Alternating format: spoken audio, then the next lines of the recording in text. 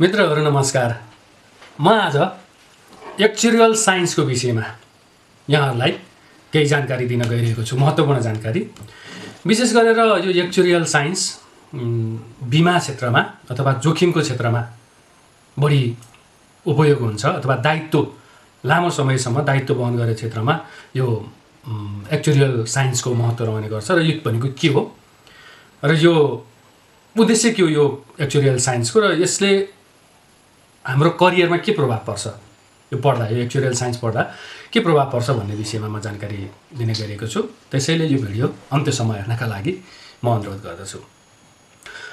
वास्तवमा यो actual science भनेको गणितीय र सांख्यिकीय विधिहरू प्रयोग गरेर बिमा र वित्त क्षेत्रका जोखिमहरूको मूल्याङ्कन गर्ने शास्त्र हो। यसले भविष्यमा आउन सक्ने अनिश्चित घटनाहरूको वित्तीय प्रभावलाई तथ्याङ्कको रूपमा अथवा तथ्याङ्कको आधारमा पूर्व अनुमान गर्न सक्छ। यो चाहिँ एक्चुअल साइन्स हो, जसले घटना घट्नु पूर्वै यस्तो हुन सक्छ भनेर अनुमान गर्न सक्छ। र यसको उद्देश्य के हो भन्दा यसको मुख्य उद्देश्य भनेको वित्तीय क्षतिलाई न्यूनीकरण गर्ने र भविष्यमा हुन सक्ने जोखिमहरूको लागि पर्याप्त पुँजीहरू सुरक्षित राख्ने यसको उद्देश्य हो। र यसले बिमाको शुल्कहरू निर्धारण गर्ने, पेन्सन योजनाहरूको दिगोपन र यसको सुरक्षाको लागि आधार पनि प्रदान गर्ने गर्छ।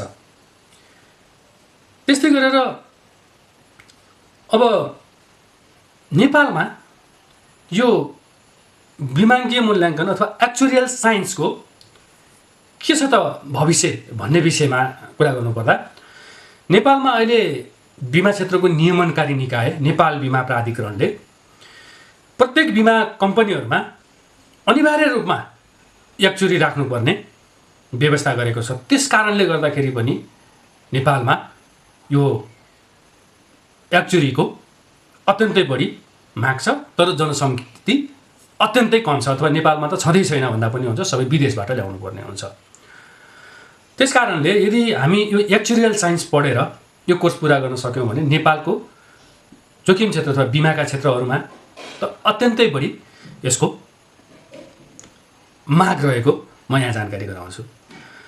र अब यो कोर्स गर्ने विद्यार्थी अथवा यो कोर्स गरिसकेपछि गर्ने काम के हो त, त्यो एक्चुअल साइन्स पढिसकेपछि गर्ने काम त के हो त भन्दाखेरि यिनीहरूले बिमाको लागि बिमाका योजनाहरूको लागि मूल्यहरू निर्धारण गर्ने, त्यस्तै गरी लगानी गर्दा जोखिमको विश्लेषण गर्ने, त्यस्तै गरी वित्तीय संस्थाहरूको लागि सुरक्षित योजनाहरू निर्माण गर्ने, मुख्यतया जीवन बिमा, स्वास्थ्य बिमा जस्ता अनि अवकाश कोष जुन रिटायरमेन्ट फन्डहरू छन् यिनीहरूको लागि रणनीतिक सल्लाहकारको रूपमा समेत काम गर्ने गर्छन्।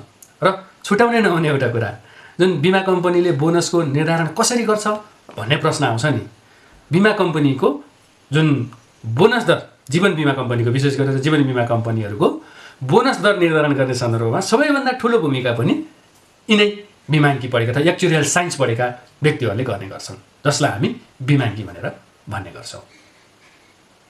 धन्यवाद।